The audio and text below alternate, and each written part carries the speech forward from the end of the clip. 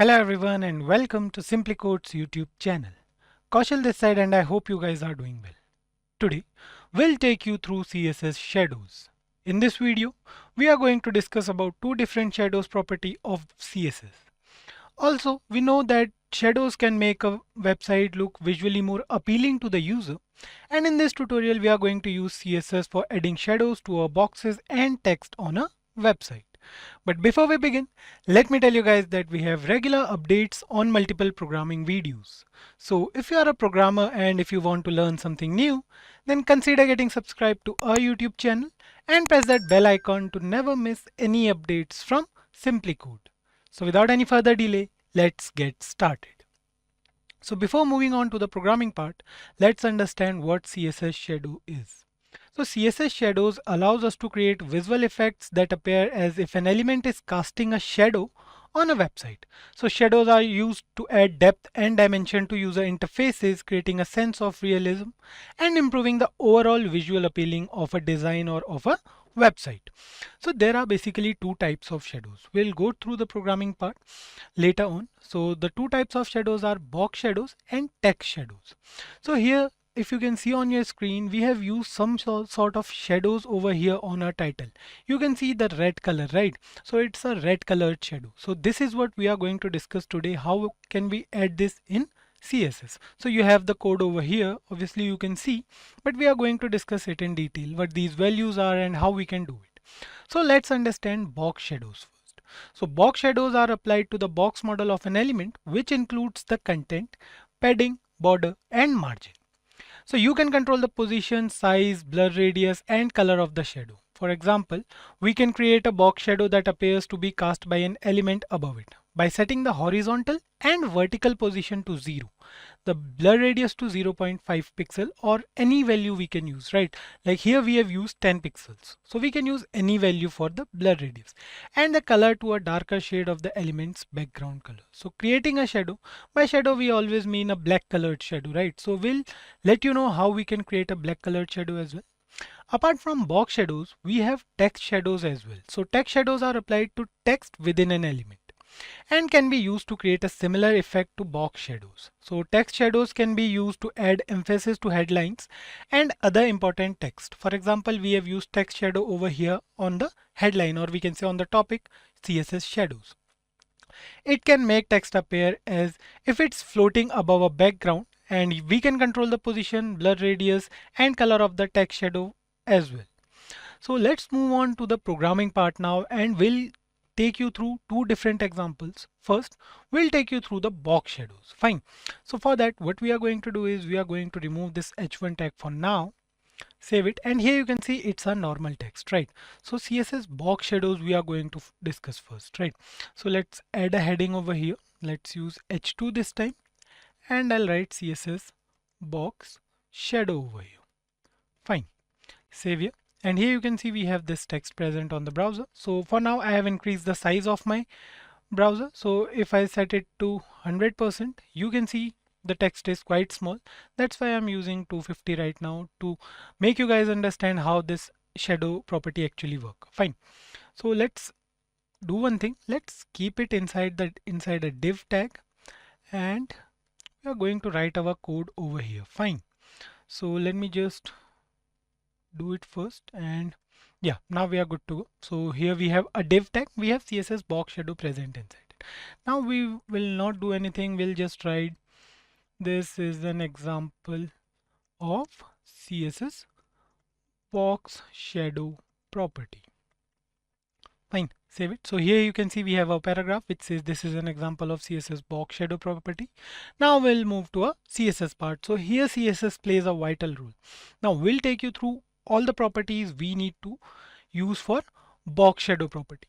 Fine. So what we'll do is, let's do one thing. Let's give this div a class. Let's say box, because we are using box. So let's use it over here. We'll write box over here, and this is the selector. Now we'll have to use the width first. Let's say I've set the width to 300 pixels. Then we'll write height, and height, let's say I'm setting it to 200 pixels. And then we have some background color of the box to make it look a little different from a normal white background. So what we can do now is we can use any color. So let's say if I'm using beach for now. Fine. So here you can see we have this box present over here. Let me just decrease the size a bit. So here you can see we have a box. Let's use the border property as well. Let's say if I'm using the border of 3 pixels, which is solid in nature, and take any color. Let's use black this time. Fine. So here you can see we have a box. We can use margin and padding as well. So let's use them over here. So these all properties you guys are already aware of, right? We have discussed it previously. All the properties you can find related videos in our playlist on CSS. So if I use padding over here as well of 5 pixels. So here you can see now the padding is also used.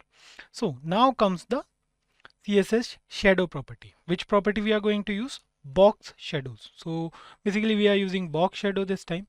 So if I am writing here Box Shadow, it needs 3 different values first and then the color of a shadow.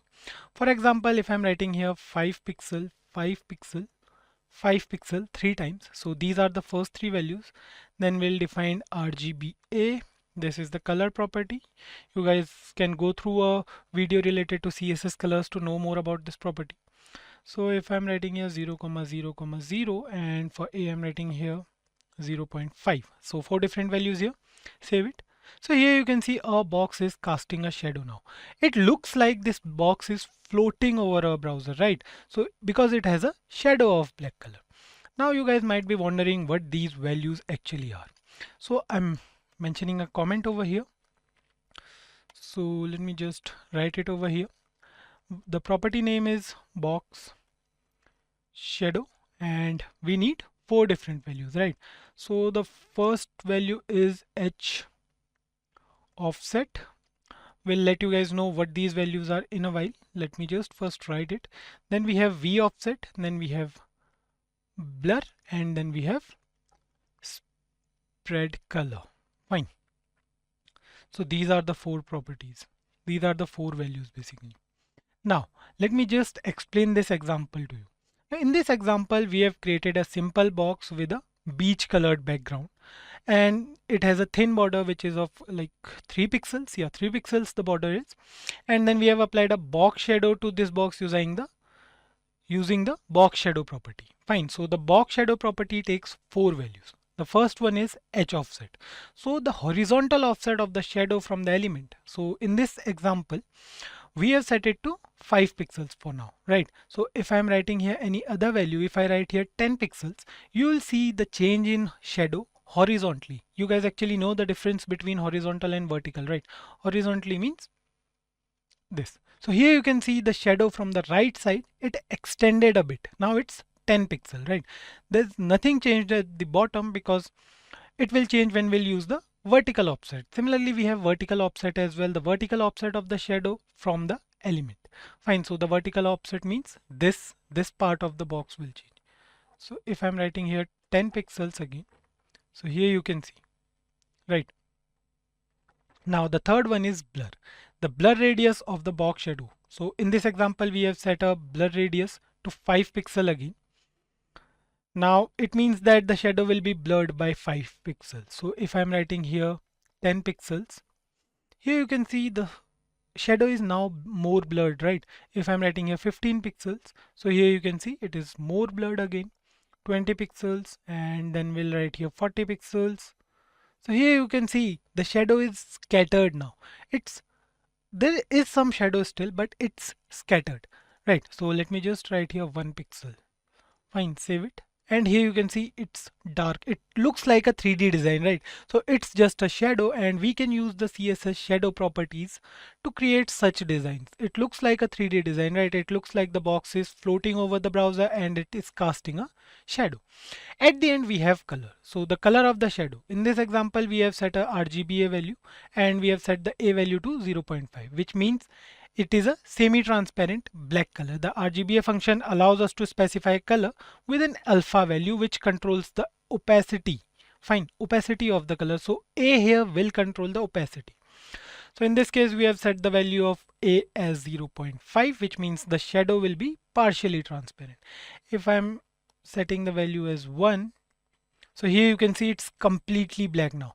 And if I set this to 0, Here you can see it's completely transparent now. So the value of A has a what we can say range between 0 and 1. It can either be 0, 1 and in between them. Fine.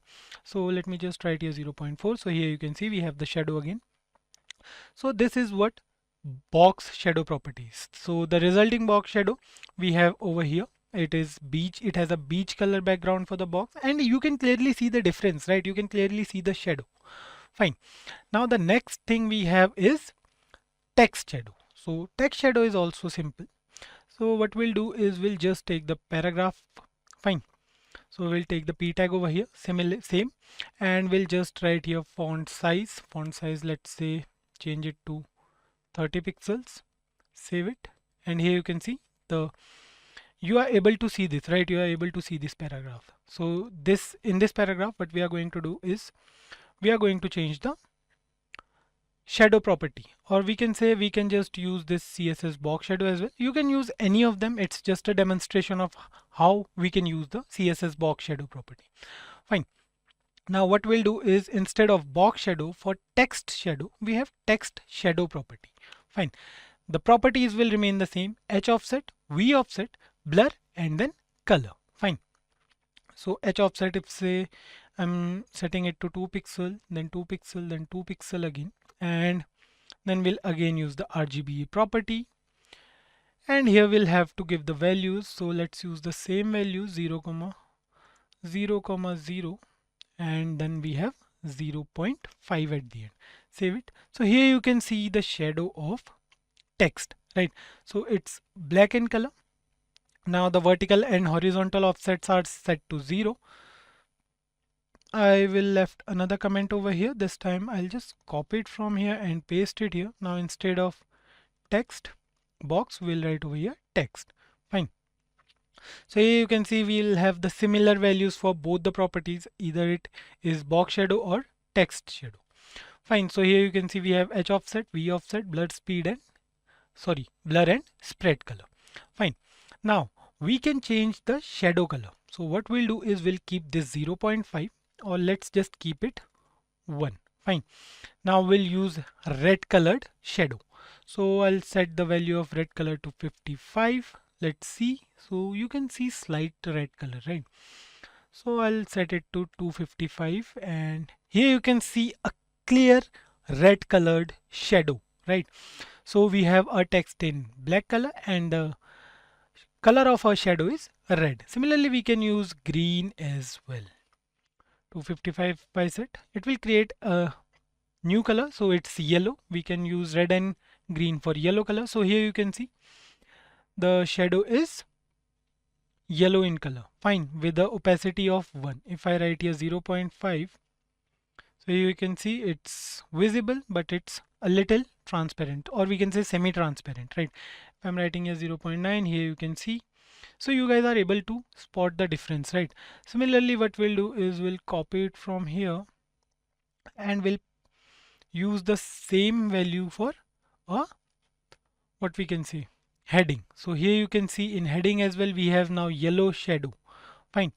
So instead of yellow, what we are going to do is we are going to set the vertical offset, and let's change the horizontal and vertical offset to 5 pixel and the blur to 10 pixel. Fine.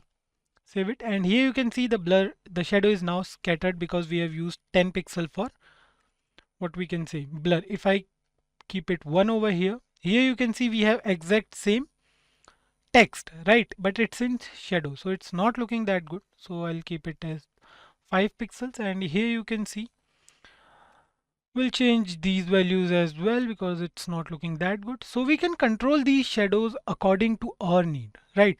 You guys can play with these properties, and obviously you guys will come up with some idea about how to use this box shadow property, how you want your shadow on the browser, and you will definitely come up with a new idea every time you use these properties. Fine. So this is how we can use the box shadow and text shadow properties. So where we can use the shadows property now. So if I talk about adding images to the website, consider you are creating an image gallery like we created, right? We have a special dedicated video on creating image library or image gallery using CSS. You can find it in the playlist. So if you are using shadows for images, like if you are adding an image in a box and then you are casting a shadow of that box, it will look nice, right? So that's why we can use the shadows property, and definitely this shadows property, or we can say that text shadow and box shadow property, will definitely make our web page look more interactive, or we can say attractive to the user, right? So the task for you guys is to create the shadow of an image. Now what you have to do is you have to take a box, you have to put a picture inside it, and then you have to apply some shadow effect, right? So I hope you guys will be able to do it. If you are not able to do any such thing, like if you are not able to add an image or any such thing, then do let us know in the comment section and I'll definitely help you out. So that's all for this video, guys, and I hope you guys must have got a good idea about CSS box shadows. We'll see you guys in another tutorial, and until then, keep coding and stay tuned to SimpliCode. Thank you.